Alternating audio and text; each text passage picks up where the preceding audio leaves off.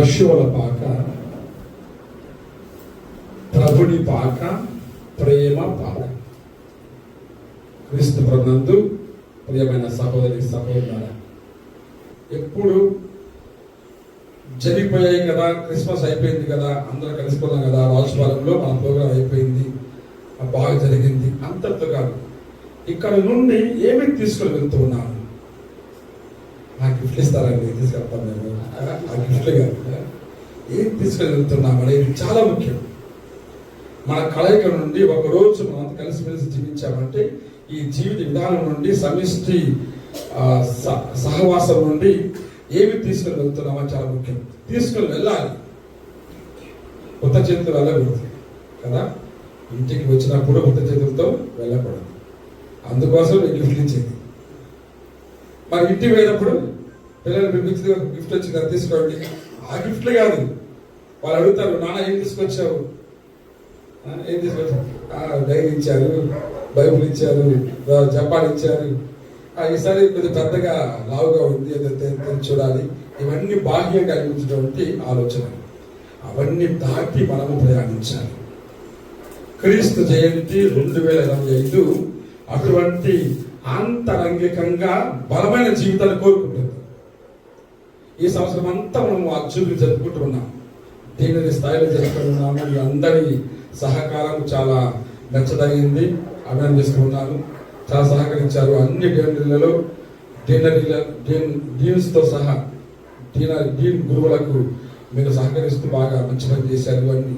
కాబట్టి ఇంత సంబరాలు చేసుకున్నప్పుడు 1 year సంవత్సరం అంతా కూడా ఇంత వేడుక నుండి ఎటువంటి ఉత్సాహాన్ని తీసుకువెళ్తున్నాము, ఎటువంటి ప్రోత్సాహాన్ని తీసుకువెళ్తున్నాము, ఎటువంటి విధానాన్ని తీసుకువెళ్తున్నాము. జ్ఞానులు చూడండి, వచ్చారు, ప్రభుని ఆరాధించారు, నిజమైన రాజును ఆరాధించారు కాబట్టి తమ రాజ్యాధికారాన్ని కూడా ఆయన కాళ్ళ ముందు పెట్టి ఆరాధించి నీవే మా రాజు అని వెళ్ళేటప్పుడు మరో మార్గం వెళ్తూ ఉన్నారు.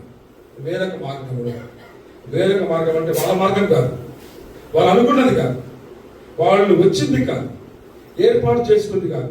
మా మార్గము లేదు, ప్రభుని మార్గములు దేవదూతలు సూచించినట్లు వేరొక, అంటే ప్రభుని మార్గంలో వెళ్తున్నారు. వచ్చిన తర్వాత పశువుల కొట్టంలోకి చేరుకున్న తర్వాత అక్కడి నుంచి బయటికి వెళ్ళేటప్పుడు వేరే విధానముతో, వేరే జీవనముతో, వేరే ఆలోచనతో, వేరే మనసుతో మనము వెళ్ళాలి. అలా వెళ్ళగలిగితే అదే నిజమైనటువంటి క్రీస్తు జయంతి. ఈ తరుణంలో పశువుల పాక గురించి మనము ధ్యానిస్తూ ఉన్నాము. పశువుల పాక ఒక ప్రేమ పాక. అక్కడ ఏం పుట్టింది అని మనం ఆలోచించామంటే ప్రేమ పుట్టింది. ఆ ప్రేమమయుడైన దేవుడు తన ప్రేమను మానవులకు చూపిస్తూ ఒక ప్రేమతో ఆ పశువుల ఘట్టంలో జన్మిస్తున్నాడు. ప్రేమ జన్మించిన రోజు, ప్రేమ పుట్టిన రోజు క్రీస్తు జయంతి. మనం యోహాను సువార్త చదువుతున్నాం 3:16. దేవుడు లోకమును ఎంతో ప్రేమించి ఎంతగా, మన మానవ ఆలోచనకు అతీతంగా. ఎందుకంటే కీర్తనలో చదువుతున్నాం, ప్రభువా నీవు మా పాపం లెక్కించినా మేము మనలేము, ఉండలేము, జీవించలేము. మనం ఎన్నిసార్లు ప్రభువుని నిరాకరించినా, ఎన్నిసార్లు ఉత్తరకుని వెళ్ళిపోయినా, ఎన్నిసార్లు ఆ ప్రభు యొక్క దాసులను మనము వెనక్కి నెట్టి మన మార్గాన్ని చూసుకున్నా ప్రభుని కృప, ప్రభుని ప్రేమ ఎప్పుడు కూడా ఆగిపోలేదు. ఎంతగానో ప్రేమించాడు అంటే ఇవన్నీ మర్చిపోయాడు. మనం చేసిన పాపాలు మర్చిపోయాడు, మనము చూపినటువంటి ఆ యొక్క వ్యతిరేకతను మర్చిపోయాడు. అన్ని మరచిపోయి ఒక ప్రేమగా జన్మిస్తూ ఉన్నాడు. ప్రేమను చూపించడానికి ప్రేమ అంతటిని కూడా మన్నిస్తుంది. అటువంటి ప్రేమ పశువుల పాకలో పుట్టింది. మనము ఆ లోనికి వెళ్ళామంటే మనమే పుట్టాలి, ప్రేమ పుట్టాలి. అందుకనే చెప్పింది బయట ఉండొద్దు, బయట చూసి బాలయేసు బాగున్నాడు, ఈ బొమ్మ ఎక్కడ తీసుకొచ్చారు, చాలా బాగుంది. ఈసారి మరి మాత బొమ్మలు కొద్దిగా పెద్దగా ఉన్నాయి, కొద్దిసారి చిన్నగా ఉన్నాయి. ఈ ముచ్చట్లు కూడా చుట్టూ ఆ బొమ్మలు చూసి చుట్టూ చేరి ముచ్చట్లు పెట్టుకొని అయిపోయింది పండుగ. లోనికి వెళ్తే అర్థమవుతుంది అక్కడ ప్రేమ పుట్టింది, ప్రేమమై పుట్టి ఉన్నాడు. ఆ ప్రేమలో మనం పుడుతూ ఉన్నాం. ఆ ప్రేమ మనలో పుట్టినప్పుడే నిజమైనటువంటి క్రీస్తు జయంతి. అటువంటి ప్రేమ, శాశ్వతమైన ప్రేమ. నీదు ప్రేమ ఎండిపోలేదయా, నీదు కరుణ ఆరిపోలేదయా. ఎఫెసీయుల పత్రిక 2వ అధ్యాయం 4వ వచనం.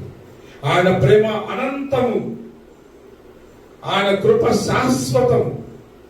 హద్దులు లేవు, ఎల్లలు లేవు, లెక్కలు లేవు.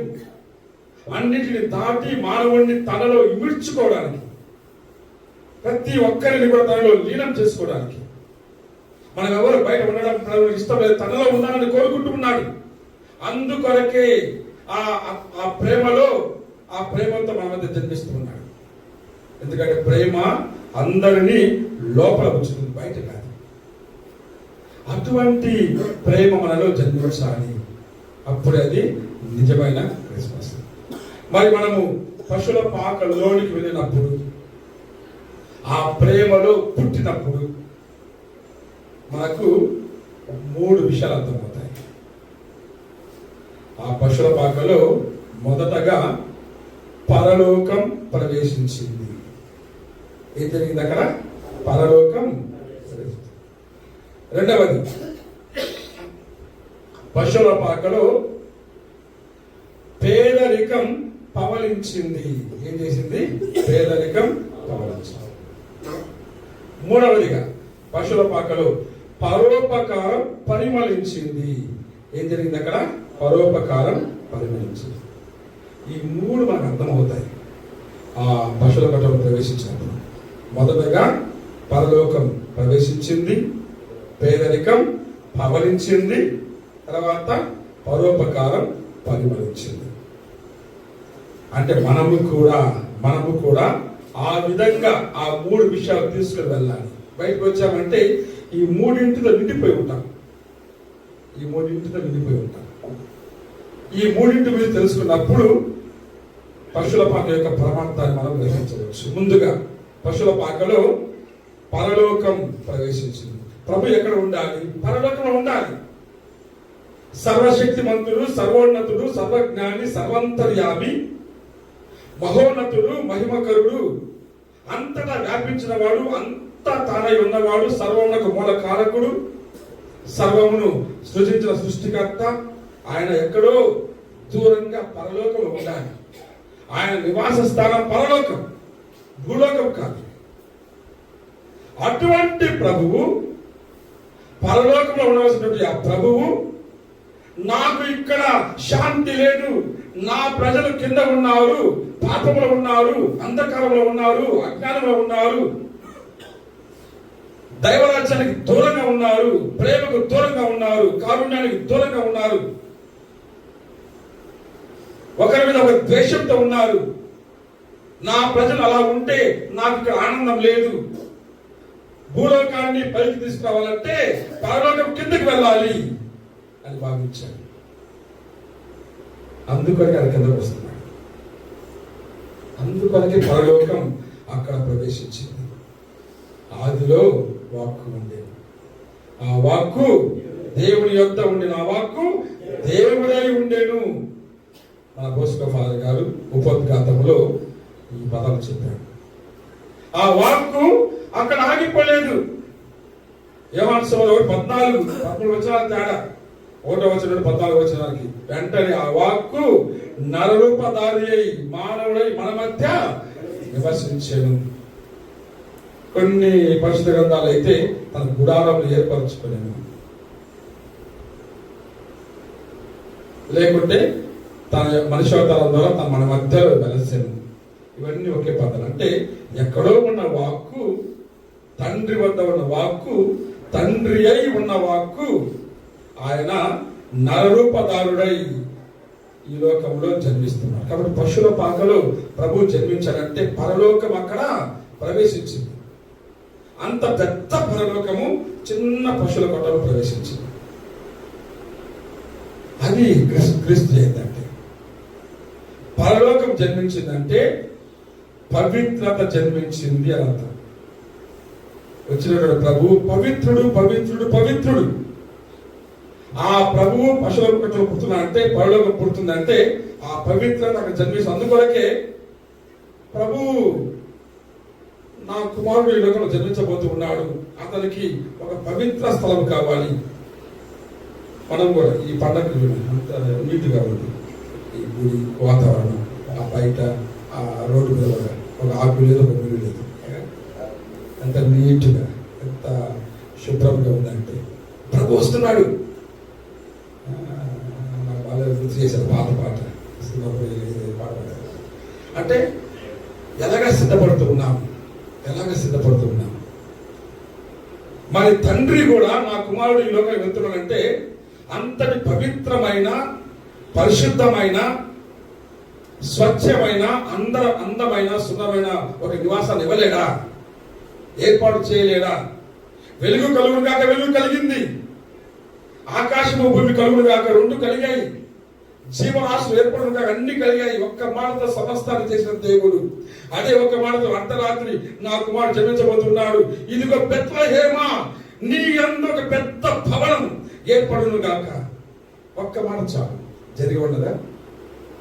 వీళ్ళు పోయి ఇంటికి పోయి అమ్మ తెరవండి, అయ్యా తెరవండి, అయ్యా నాకు స్థలం లేదు, కొద్దిగా స్థలం ఇవ్వండి.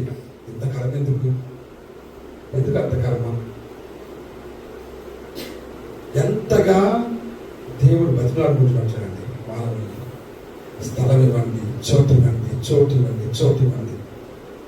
ఆయన సత్రంలో స్థలము లేదు.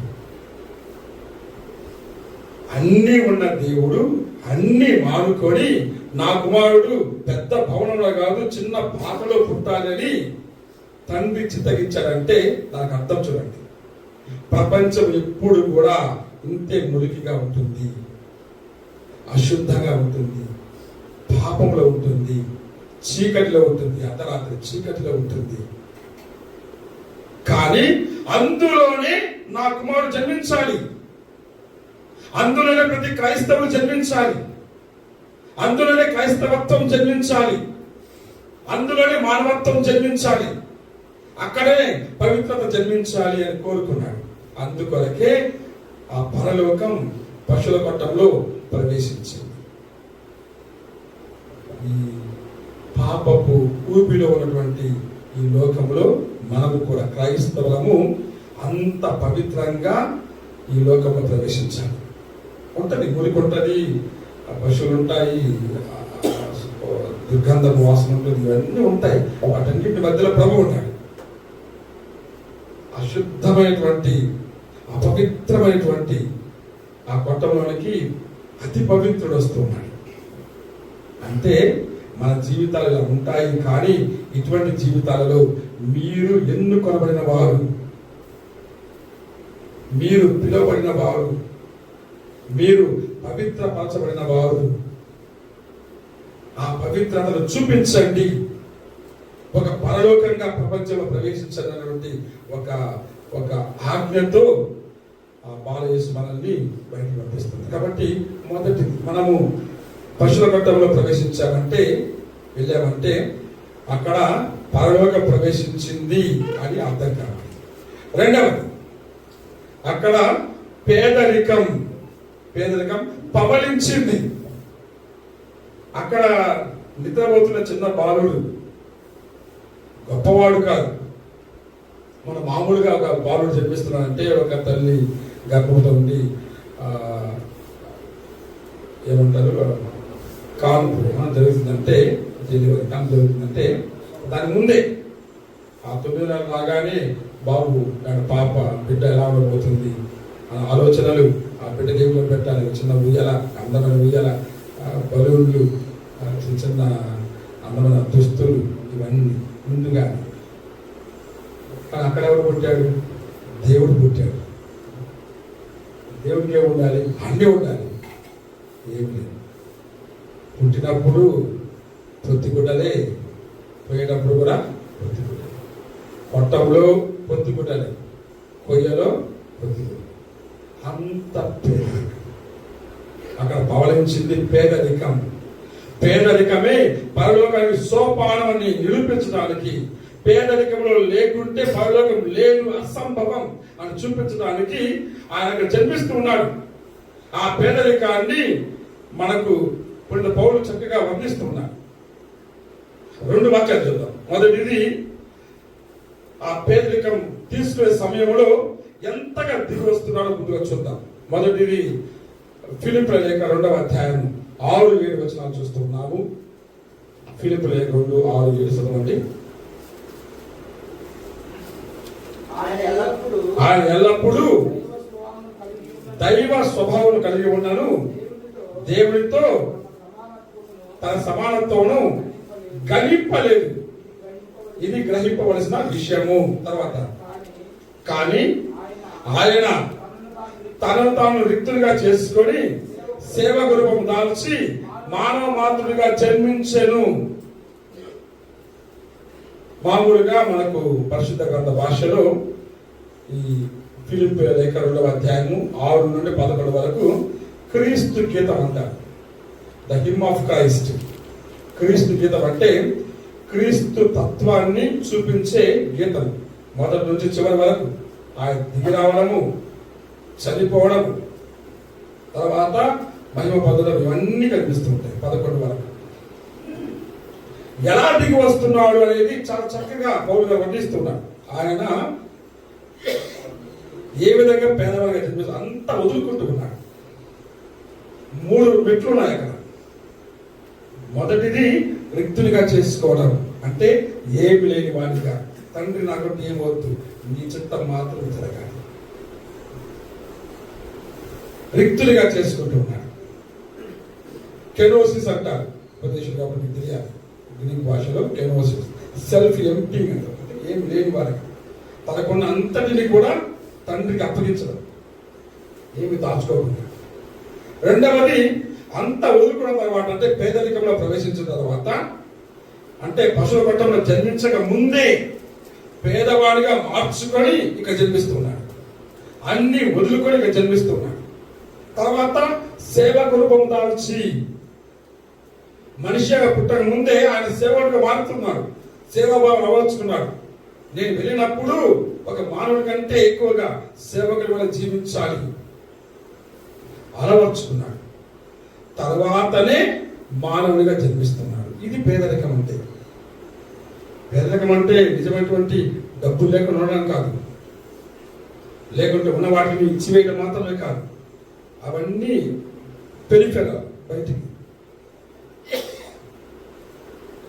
కానీ నిజమైన పేదరికం అంటే ప్రభువును పొందడానికి అంతటిని వదులుకోవడం.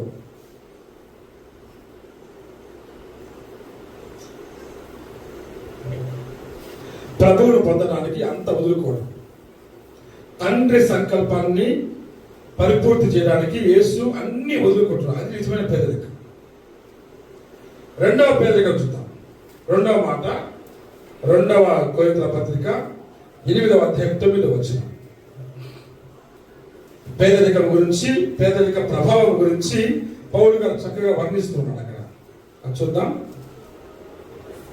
2వ కొరింథీయుల పత్రిక 8:9, 8వ అధ్యాయం 9వ వచనము. మన యేసుక్రీస్తు ప్రభు కృప ఎట్టిదో మీరు ఎరుగుదురు కదా. తర్వాత, తాను భాగ్యవంతుడై ఉండి కూడా తన పేదరికం వలన మిమ్ము భాగ్యవంతులుగా చేయుటకు ఆయన నిరుపేద ఆయను. ఆయన భాగ్యవంతుడు, భాగ్యవంతుడు కానీ నిరుపేదగా మారుతున్నాడు. ఎందుకొరకు? పేదలమైన మనము. ప్రభు తెలుసు మన పేదలమని, విషయం కూడా తెలుసు. ప్రభు తెలుస్తుంది మన పేదలమని. కానీ ఆ పేదరికం నుండి బయటికి తీసుకుని రావడానికి తాను నిరుపేదగా మారుతూ ఉన్నాడు. ఇంగ్లీష్లో ఇంకా కొద్దిగా బాగుంటుంది. He became poor to make us rich. మనల్ని ధనవంతులుగా చేయడానికి ఆయన నిరుపేద అయ్యాడు. అంటే ప్రభువుని హెచ్చించడం, మనల్ని హెచ్చించడానికి తను తగ్గించుకుంటూ ఉన్నాడు, మనకి ఇవ్వడానికి ఆయన పోగొట్టుకుంటూ ఉన్నాడు. పశువుల కొట్టంలో జరిగింది అదే. శిలువ మీద జరిగింది అది.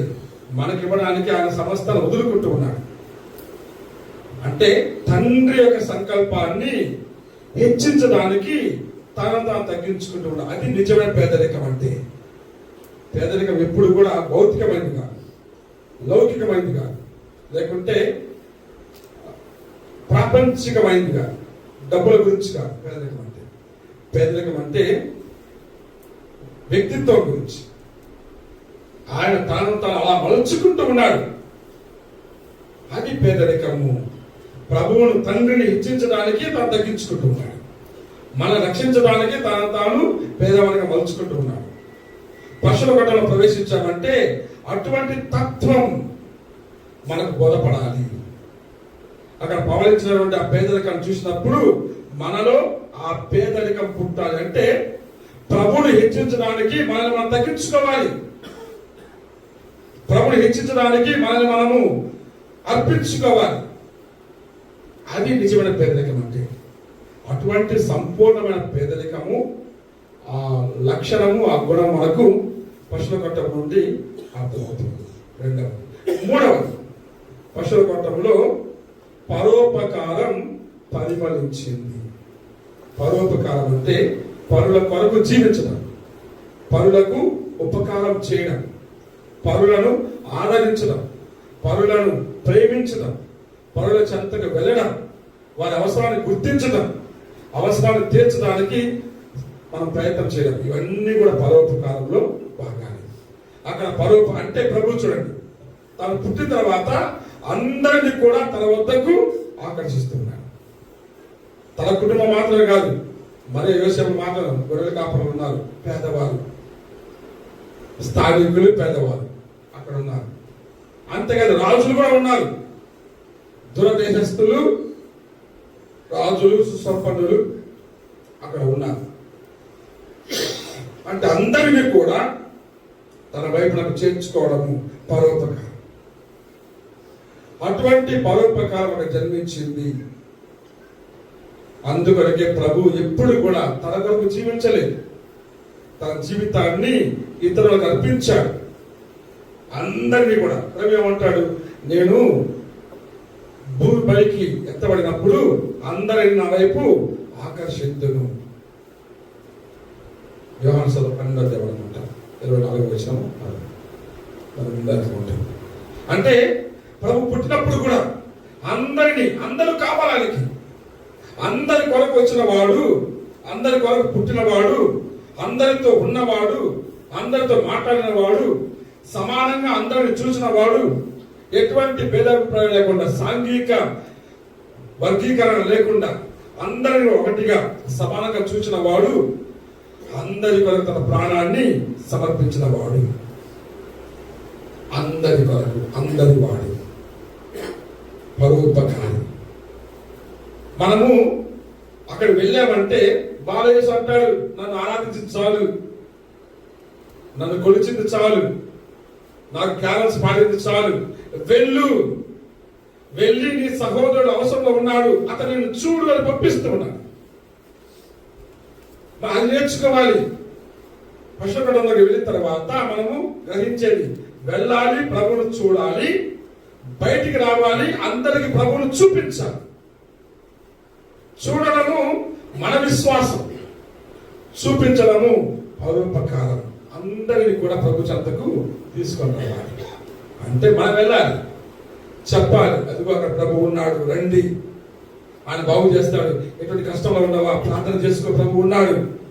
అవసరంలో ఉన్నావా బాలయేసు దగ్గర మోకరించి ప్రార్థన చేసుకో, ఆయన చూసుకుంటాడు. పరోపకారం అంటే కేవలము ఆర్థిక సహాయం చేయడం కాదు, ప్రార్థన సహాయం చేయడం, ఆత్మీయ సహాయం చేయడం, వారిని ప్రభు వైపు నడిపించడం. కాబట్టి ఈ పరోపకారం మనము ఇతరులకు అందుబాటులో ఉండాలి. తోటి ఉపదేశం కావచ్చు, మీరు ఉన్నటువంటి ప్యారిష్ లో మీరు హైస్ మినిస్టర్ కావచ్చు, నువ్వు గ్రామాలకు వెళ్ళినప్పుడు నీ ప్రజలు కావచ్చు, అంతకు మించి ముందుగా కుటుంబములు నా పొరుగువాడు ఎవడు ప్రభుని అడుగుతాడు. నా పొరుగువాడు ఎవరు? ప్రభు ఏమంటాడు, అవసరంలో ఎటువంటి అవసరం కావచ్చు, శారీరక అవసరం కావచ్చు, భౌతిక అవసరం కావచ్చు, సామాజిక అవసరం కావచ్చు, ఆర్థిక అవసరం కావచ్చు, లేకుంటే ఆధ్యాత్మిక ప్రార్థన అవసరం కావచ్చు, ఏదైనా సరే ఏ అవసరం వచ్చినా సరే మనము ఇదిగో ఉన్నాడు. కష్టం వచ్చింది, ప్రభు ఉన్నాడు. అదేవిధంగా కష్టం వచ్చింది, ఉపదేశం ఉన్నాడు, గురువు ఉన్నాడు, వేత్రాడు ఉన్నాడు, క్రైస్తవుడు ఉన్నాడు. ఇది క్రీస్తు చేయాలి పరోపకారం. కాబట్టి పిల్లలు ఈ మూడు పశువుల కొట్టలో ప్రవేశిద్దాం, ఈ మూడింటిని స్వీకరిద్దాం. పరలోక పవిత్రత స్వీకరిద్దాము, పేదరిక వ్యక్తిత్వాన్ని స్వీకరిద్దాము, తర్వాత పరోపకార విధానాన్ని స్వీకరిద్దాము, బయటికి వెళ్తాము. అప్పుడు మనం అందరినీ కూడా ప్రభు చెంతకు చేర్చగలము. అంటే బయటికి వచ్చినప్పుడు ఎలా ఉండాలి? మనము అంతటి సంపూర్ణ ఆనందంతో ఉండాలి.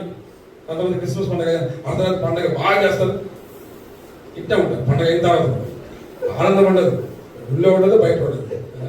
పాట పాడుతున్నారు కొంతమంది, ఇందాక పాట పాడతారు,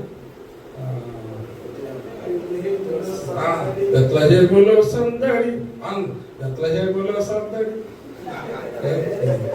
సదడి లేదు, పదాల్లో ఉందిగా సదడి, నిజంగా బెత్లెహేములో సందడి, డాన్స్ లేదు, ఏమి లేదు. బెత్లెహేములో సందడి సందడి సందడి సందడి లేకుండానే సందడి అయిపోయింది. అంటే పశువుల గడ్డలో ప్రవేశించిన తర్వాత మనం అంతా పరిపూర్ణ జీవితంతో బయటికి రావాలి. అప్పుడు మనల్ని చూసి ఇదిగో క్రీస్తు వీళ్ళలో పుట్టి ఉన్నాడు, క్రీస్తు అని అందరు గ్రహిస్తారు. అందరినీ మనము ఆ ప్రభు చంద్రు తీసుకొని రావాలి. చివరగా ఒక చిన్న ఉపమానం చెప్పి ముగిస్తాను. ఒకసారి ఒక చిన్న పాప, 10 ఏళ్ల పాప, స్కూల్లో సెమీ క్రిస్మస్ ప్రోగ్రాం అయిపోయింది, చిన్న డ్రామా తీసింది, చిన్న నాటిక, ఎంతో ఆనందించింది. అదే ఆనందాన్ని తన అమ్మతో పంచుకోవడానికి పరిగెత్తుకుని ఇంటికి వచ్చింది. అమ్మ అమ్మ అమ్మమ్మ ఎక్కడున్నావు? ఇక్కడ ఉన్నాను. ఏంటి చాలా ఆనందంగా ఉన్నావు, ఏంటి సంతోషంగా ఉన్నావు, ఏమైందంటే అంటుంది ఆ బాబు అంటుంది, అమ్మాయి రోజు నేను చాలా సంతోషంగా ఉన్నాను, గొప్ప పని చేశాను. మనం ఏం చేశావు? నేను మా స్కూల్లో సెమీ క్రిస్మస్ ప్రోగ్రాంలో ఒక చిన్న నాటిక వేశాను, క్రీస్తు పుట్టుక నాటిక వేశాను. చాలా ఆనందంగా ఉంది. అన్నిటికి మించి నేను పోషించిన పాత్ర ఇంకా గొప్పగా ఉంది. ఆ పాత్రను చూసి మురిసిపోతున్నాను. నా గుండె లోపల చాలా తృప్తిగా ఉంది అంటే, అవును, ఏ పాత్ర పోషించావమ్మా? బాలయేసు పాత్ర పోషించావా? కాదు. మరి వాళ్ళ పాత్ర పోషించావా? లేదు. జోజపల్లి పాత్ర పోషించావా? కాదమ్మా. కాదు. ఓ గొర్రెల కాపర పాత్ర పోషించావా? కాదు. ఓహో, అందంగా కిరీటం పెట్టి రాజు పాత్ర పోషించావా? లేదు మమ్మీ. ఇంకేం పాత్ర పోషించావు? నక్షత్ర పాత్ర పోషించావు, స్టార్ పాత్ర పోషించావు. అందరూ పెద్ద గొప్ప ఉంది, అది ఎక్కడ పైన ఉంటుంది కదా. ఇవన్నీ జీవించే కదా వ్యక్తులు, అది చలనం లేని ఒక వస్తువు. అందులో ఏముంది అన్నప్పుడు పాపడ్డది. అదేంట అంత మాట అన్నావు? అసలు ప్రభు పుట్టాడు అని లోకానికి చూపించింది ఎవరు? స్టార్, నక్షత్రం. ప్రభు పుట్టినప్పుడు వచ్చి అక్కడ నిలబడింది. ఇదిగో బెత్లెహేములో రాజాతి రాజు జన్మించాడని చూపించింది. తర్వాత మళ్ళీ కొండ మీదకి వెళ్ళింది. గొర్రెల కాపర్లు ఎటు వెళ్ళాలి, దావీదు నగరము ఎటు వెళ్ళాలి, ఎక్కడ పుట్టాడు, మళ్ళీ ఆ నక్షత్రం వెళ్ళి వారిని నడిపించుకుని వచ్చింది. ఈ పక్కనే కొండ, కానీ ఎక్కడో తూర్పు దేశం నుండి రాజులు అక్కడ పుట్టింది. చూశారు, ఇదేదో కొత్తగా ఉంది, అనుసరిద్దాం, నడిపించుకుని వచ్చింది. వాళ్ళు రాంగ్ ప్లేస్కి వెళ్ళారు. ఎక్కడికి? ఏ రోజు రాదు. కనిపించిందా? మాయమైపోయింది. రాంగ్ ప్లేస్కి పోతే పడదు. మనకు కూడా వెళ్ళకూడదు ప్లేస్కి వెళ్తే మనకు జీవం లేదు, కనపడదు. మళ్ళీ రైట్ ప్లేస్కి వచ్చారు, బయటకు వచ్చేసారు, మళ్ళీ నడిపించింది. కాబట్టి నక్షత్రము అందరినీ కూడా ప్రభు చెంతకు చేర్చింది, ప్రభుని చూపించింది అని ఆ పాప ఆనందంతో చెప్తుంది. అవును పిల్లరా, నా పాత్ర అది. అసలు వెళ్ళామంటే, ప్రభుని పొందామంటే, ప్రభుని చూచామంటే బయటికి రావాలి, అందరికీ ప్రభువును చూపించాలి, అందరిని ప్రభు వైపు నడిపించాలి. అది నిజమైన క్రీస్తు జయంతి. కాబట్టి ప్రేమను పొందుదాం, ప్రేమను పంచుదాం. ఆ పొందాలంటే పశువుల పాక వద్దకు వెళ్దాం, లోనికి వెళ్దాం, ప్రభువుతో పాటు మనం బయటికి తిరిగి వెళ్తాం. దేవుడు మనందరినీ దీవించును గాక. ఆమేన్.